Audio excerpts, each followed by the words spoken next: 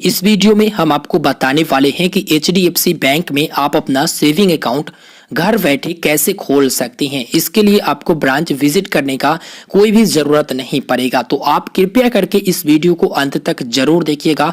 हालांकि प्रोसेस थोड़ा सा लंबा है, लेकिन पूरा प्रोसेस हम आपको इस वीडियो में बताएंगे। आप चाहे तो ब्राउजर की मदद से भी एचडीएफसी बैंक में सेविंग अकाउंट ओपन कर सकते हैं, या फिर इसका जो अकाउंट ओपनिंग एप्लीकेशन है उस एप्लीकेशन की मदद से भी आप अकाउंट ओपन कर सकते हैं। अकाउंट ओपनिंग एप्लीकेशन का नाम है HDFC bank instant account app. ये आपको गूगल प्ले स्टोर पर आसानी से मिल जाएगा, जिसे आप इंस्टॉल करके आसानी से अकाउंट ओपन कर सकते हैं। यदि ब्राउजर की मदद से आप अकाउंट ओपन करना चाहते हैं तो आपको किसी भी ब्राउजर में सर्च करना है एचडीएफसी बैंक इंस्टेंट अकाउंट। जब ये सर्च करोगे तो सबसे पहले ही आपको सेविंग अकाउंट वाला लिंक मिल जाएगा। इस पर आपको क्लिक करना होगा। आप यहां पर डायरेक्टली hdfcbank.com पर भी आ सकते हो, लेकिन यहां पर आपको एक प्रॉब्लम देखने को मिलेगा, वो हम आपको इस वीडियो में जरूर बताएंगे। तो यहां पर जो है देख सकते हैं कई सारे अकाउंट नजर आ चुके हैं। तो यहां पर रेगुलर सेविंग अकाउंट जो कि आप देख सकते हैं ओपन इंस्टेंटली लिखा गया है, यानी कि तुरंत इसे ओपन कर सकते हैं। अब दोस्तों ऊपर में लिखा गया है get a free personalise chequebook, तो यानी कि आपको इसमें फ्री पर्सनलाइज चेकबुक मिलेगा। साथ ही साथ इसमें आपको डेबिट कार्ड मिलेगा, जैसे रुपे कार्ड हो गया, या फिर इंटरनेशनल डेबिट कार्ड अगर आप लेना चाहते हैं तो वो भी आपको इसमें मिल जाएगा। साथ ही साथ इस अकाउंट में आपको इंटरनेट बैंकिंग, मोबाइल बैंकिंग वाला सारा कुछ फैसिलिटी मिल जाएगा। लेकिन आगे की वीडियो में हम आपको बताएंगे कि यदि आप ई-केवाईसी की मदद से अकाउंट ओपन करते हैं तो इसमें लिमिट क्या रहेगा। तो सिंपल से आपको अकाउंट ओपन करने के लिए ओपन इंस्टेंटली पर आपको क्लिक करना है। तो दोस्तों इस वीडियो के डिस्क्रिप्शन बॉक्स में हमने एक लिंक दिया है, उस लिंक पर क्लिक करके डायरेक्टली आप जो है अपने से ही सेविंग अकाउंट ओपन कर सकेंगे। हालांकि अगर इस प्रकार के इंटरफेस आपके सामने आते हैं खुद से तो आपको यहां पर अप्लाई करने का ही ऑप्शंस मिलेगा, ऑनलाइन ओपन करने का ऑप्शंस नहीं मिलेगा। तो चलिए बताते हैं कि ऑनलाइन अकाउंट कैसे आप ओपन कर सकेंगे। दोस्तों हमने वीडियो के डिस्क्रिप्शन बॉक्स में जो लिंक दिया है उस लिंक पर क्लिक करोगे तो आपके सामने इस प्रकार का इंटरफेस नजर आएगा, जहां पर आपको यहां पर मोबाइल नंबर एंटर करना रहेगा। उसके बाद यहां पर कैप्चा कोड जो आपको दिख रहा है वो यहां पर एंटर करना रहेगा। टर्म एंड कंडीशन को एक्सेप्ट करना रहेगा और एक्सेप्ट करने के बाद यहां से आपको प्रोसीड करना रहेगा। याद रहे कि यहां पर आप वही मोबाइल नंबर एंटर कीजिएगा जिससे आप यह सेविंग अकाउंट ओपन करना चाहते हैं, यानी एचडीएफसी बैंक में जो सेविंग अकाउंट के साथ मोबाइल नंबर लिंक करना चाहते हैं वही मोबाइल नंबर आप एंटर कीजिएगा। तो चलिए यहां पर मोबाइल नंबर और सारा कुछ हम डालकर प्रोसीड करते हैं। तो दोस्तों जब आप मोबाइल नंबर डालकर उसके बाद प्रोसीड करोगे तो इसी मोबाइल नंबर पर एक वेरिफिकेशन ओटीपी भेजा जाएगा, जो कि 6 डिजिट का ओटीपी होगा। आपको यहां पर सही ओटीपी दर्ज कर देना रहेगा। सही ओटीपी दर्ज करने के बाद आपको यहां पर प्रोसीड बटन पर क्लिक कर देना रहेगा। प्रोसीड बटन पर क्लिक करने के बाद यहां पर प्रोसेस जो है कंप्लीट हो चुका है। अब यहां पर केवाईसी डॉक्यूमेंट की ऑप्शंस आ रहा है। केवाईसी डॉक्यूमेंट में आप यहां पर सेलेक्ट कर लीजिएगा आधार कार्ड। तो हमने यहां पर आधार कार्ड को सिलेक्ट कर लिया। आधार कार्ड सिलेक्ट करने के बाद छोटा सा टर्म एंड कंडीशन है जिसे आप अच्छा खासा रीड कर लीजिएगा और एग्री पर क्लिक कर लीजिएगा। एग्री पर क्लिक करने के बाद यहां पर आपको डॉक्यूमेंट नंबर डालने की ऑप्शंस आएगा, तो आप अपना आधार नंबर यहां पर एंटर कीजिएगा। उसके बाद प्रोसीड बटन पर क्लिक कीजिएगा। तो हमने यहां पर आधार कार्ड नंबर एंटर कर दिया है। उसके बाद हम प्रोसीड बटन पर क्लिक करते हैं। प्रोसीड बटन पर क्लिक करने के बाद आपके सामने इस प्रकार की ऑप्शंस आएंगे, जहां पर सबसे ऊपर लिखा गया है आधार ओटीपी ऑथेंटिकेशन और नीचे में लिखा गया है स्कैन आधार क्यूआर। तो आपको यहां पर ई-केवाईसी में अकाउंट ओपन करना है, इसलिए सबसे ऊपर वाला पर क्लिक कीजिएगा आधार ओटीपी ऑथेंटिकेशन पर। तो इस पर हमने क्लिक कर दिया। क्लिक करने के बाद आपका यहां पर आधार नंबर दिखाया जाएगा। नीचे में लिखा गया है रिक्वेस्ट वेरिफिकेशन कोड, तो आपको यहां पर रिक्वेस्ट वेरिफिकेशन कोड पर क्लिक करना है। आपके आधार कार्ड के साथ जो मोबाइल नंबर लिंक रहेगा उस मोबाइल नंबर पर एक वेरिफिकेशन ओटीपी भेजा जाएगा आधार नंबर वेरिफिकेशन के लिए। तो यहां पर हम ओटीपी का इंतजार करते हैं।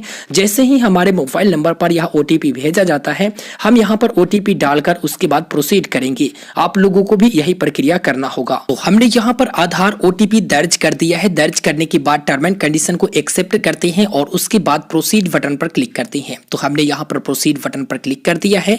चलिए अब हम थोड़ा सा वेट कर लेते हैं, देखते हैं आगे क्या कुछ प्रोसेस हमें बताया जा रहा है। तो दोस्तों अब यहां पर अकाउंट टाइप सेलेक्ट करने का ऑप्शन आ रहा है, जिसमें से आपको सेविंग अकाउंट पर सेलेक्ट करना होगा। सेविंग अकाउंट पर सेलेक्ट करने के बाद अकाउंट की वेरिएंट सेलेक्ट करने की ऑप्शंस आ रहे हैं। तो यहां पर अकाउंट वेरिएंट में हम रेगुलर सेविंग अकाउंट ओपन करना चाहते हैं, इसलिए रेगुलर सेविंग अकाउंट पर क्लिक करेंगे। उसके बाद आपको यहां से कंटिन्यू बटन पर क्लिक करना रहेगा। कंटिन्यू बटन पर क्लिक करने के बाद यहां पर ब्रांच डिटेल आपको फिलअप करना रहेगा, जो आपके आधार कार्ड से स्टेट और सिटी या फिर डिस्ट्रिक्ट उठा लिया जाएगा। तो आप यहाँ पर मैनुअली ब्रांच नेम सर्च कर सकती हैं, जो भी ब्रांच नेम है वो यहाँ पर आप सर्च कर सकती हैं। दोस्तों यहाँ पर एक बात मैं आपको बता दूं कि यदि सिटी ऑटोमेटिक फिलअप है और उस सिटी में आपको ब्रांच नजर नहीं आ रहे हैं तो आप अपने नजदीक का सिटी यहाँ पर एंटर कर सकते हैं खुद से ही। तो यहाँ पर हमने ब्रांच नेम सेलेक्ट कर लिया है। उसके बाद कंटिन्यू बटन पर हम क्लिक करते हैं। कंटिन्यू बटन पर क्लिक करने के बाद यहाँ पर रेगुलर सेविंग अकाउंट के बारे में बताया गया है, जो मैं आपको जूम करके दिखा देता हूँ।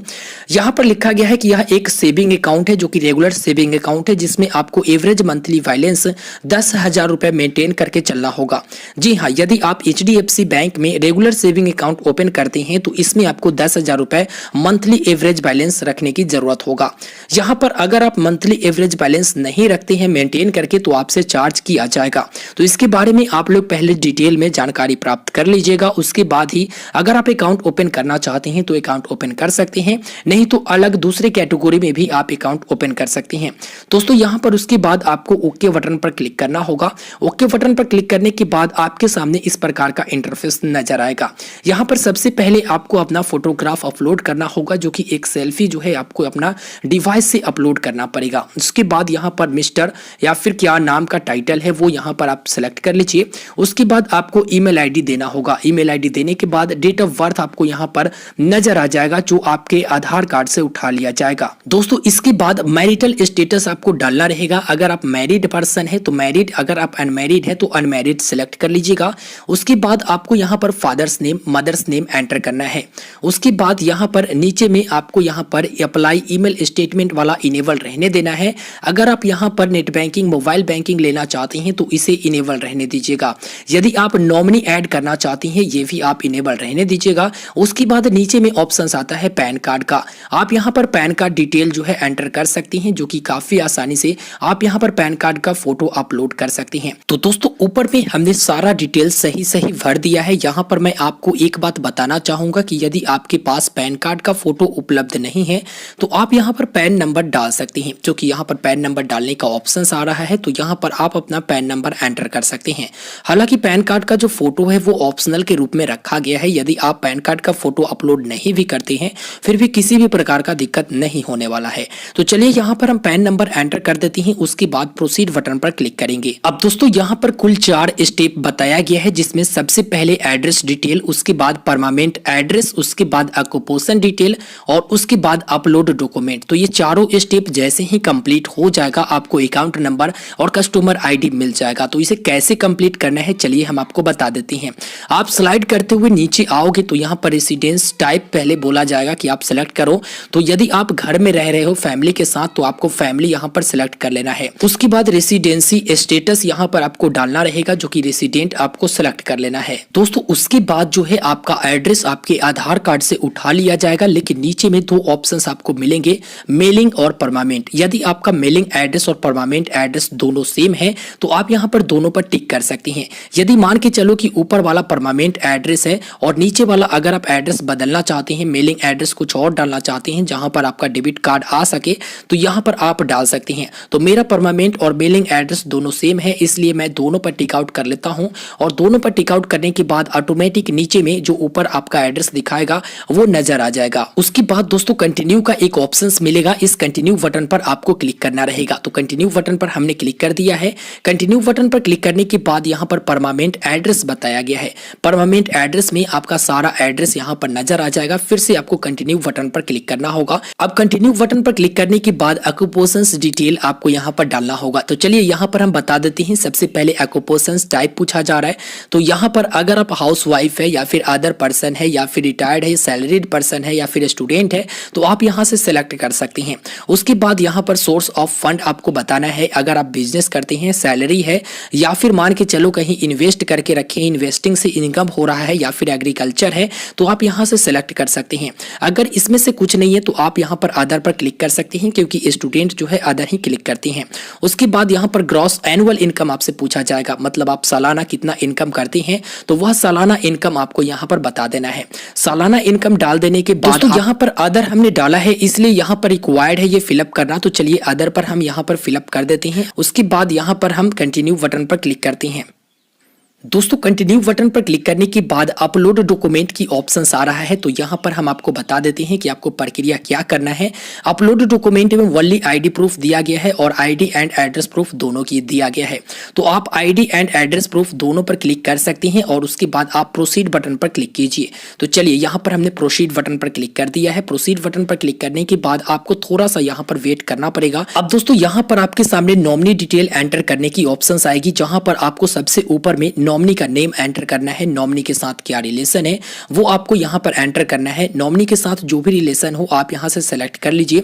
उसके बाद नॉमिनी का जो डेट ऑफ बर्थ है वो डाल देना है। अगर आपका एड्रेस और नॉमिनी का एड्रेस दोनों सेम ही है तो यहाँ पर क्लिक कर सकते हैं। यदि नॉमिनी का एड्रेस कुछ और है तो आप यहाँ पर फिलअप कर सकते हैं।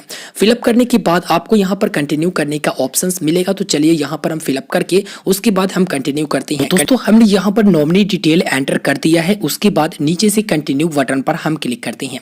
कंटिन्यू बटन पर क्लिक करने के बाद एक्सटेंडेड केवाईसी की ऑप्शंस आ रहा है। तो चलिए देखते हैं कि इसमें क्या क्या एंटर करने की जरूरत होती है। दोस्तों इसमें आपको स्टेट ऑफ बर्थ सेलेक्ट करना होता है, मतलब आप जो है आपका जन्म कौन से स्टेट में हुआ है वो आपको सेलेक्ट करना होता है। उसके बाद कौन से शहर में हुआ है वो आपको यहाँ पर डालना होता है। दोस्तों उसके बाद नीचे में 3 ऑप्शंस आ रहे हैं, ठीक है। तो सबसे ऊपर वाला ऑप्शंस और सबसे बीच वाला ऑप्शंस ये दोनों ऑप्शंस को आपको टिक आउट कर देना है। टिक आउट कर लेने के बाद यहाँ पर नीचे एक और ऑप्शंस आपको नजर आ रहे हैं, ठीक है। तो यहाँ पर नीचे वाला ऑप्शंस पर आपको टिक आउट नहीं करना है। के बाद सिंपल से आपको यहाँ पर सबमिट बटन पर क्लिक करना होगा। यदि आप प्रीव्यू देखना चाहते हैं तो प्रीव्यू बटन पर आप लोग क्लिक करके प्रीव्यू देख सकते हैं। जैसा जैसा आपने फॉर्म भरा है और जैसे जैसे आपने प्रोसेस किया है यहाँ पर प्रीव्यू में आपको सारा कुछ नजर आ जाएगा। तो यहाँ पर प्रीव्यू आप एक बार देख लीजिएगा कि आपने जो डिटेल भरा वो सही सही आपने भरा है या फिर नहीं भरा है। उसके बाद आपको फाइनल सबमिट पर क्लिक करना रहता है।